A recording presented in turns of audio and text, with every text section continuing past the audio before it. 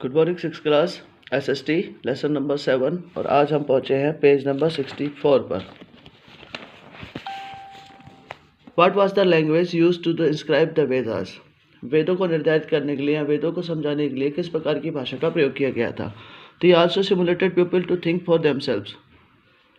He also simulated people to think for themselves rather than to easily admit what he said. कहता है ही also simulated, उन्होंने ये निर्धारित किया कि people to think for themself, लोग अपने लिए क्या सोचते हैं उसके बजाय to easily admit what he said, उसके बजाय उन्होंने क्या कहा हम उसको निर्धारित करें या पहचानें। Let us read how he did this. चलो उन्होंने ऐसा कैसे किया। Upanishad. Around the time that Buddha was sermon and maybe a little earlier. कहता है कि अराउंड एट दैट टाइम, उस समय की बात है जब बुद्धा वाज सरमॉन्स, बुद्धा का समय शुरू हुआ था, and maybe a little earlier, जल्दी से पहले। Other tourist also tried to find answer to hard question, some of them desire to know about the life after death. कहता है हिस्टोरिकल थ्योरिस्ट लेखककार आल्सो ट्राइड टू फाइंड, पता लगाने के लिए कोशिश कर रहे हैं उन क्वेश्चनों के आंसरों की कि सम ऑफ देम डिजायर, उनमें से कुछ है कि डिजायर टू नो, इच्छा है उनको ये जानने की, about the life after death, यानी कि पैदा होता है, पैदा होने के बाद मरता है, लेकिन मरने के बाद उसका क्या होता है इसके बारे में जानने की उनको इच्छा थी।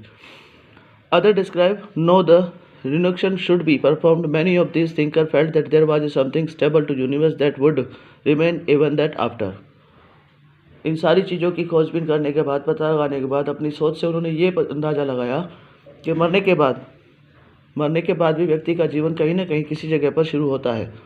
दे डिस्क्राइब एज द आत्मा और the person.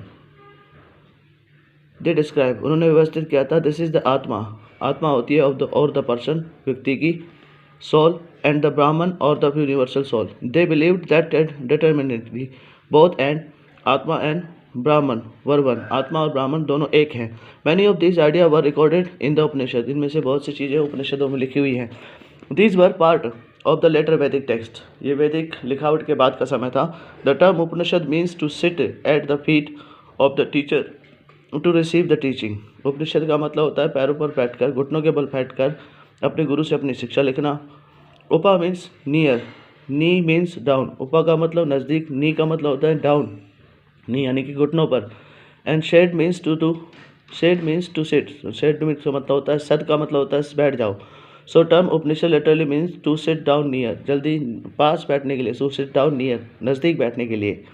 The Upanishad were are the set of book compose in Sanskrit. Upanishad वो बुक होती है जो संस्कृत में कंपोज निर्धारित की गई थी, बनाई गई थी। They are conversation between the teacher and student, वहाँ पर एक बातचीत है जिसमें गुरु और शिष्य के बारे में बातचीत बताई गई है। Which are present in the form of dialogue, जो आज हमारे डायलॉग या लेखकारों में मिलती है। Most of the Upanishad thinkers were man, अधिकतर जो थिंकर थे, सोचने वाले थे उपनिषद को, वो आदमी थे।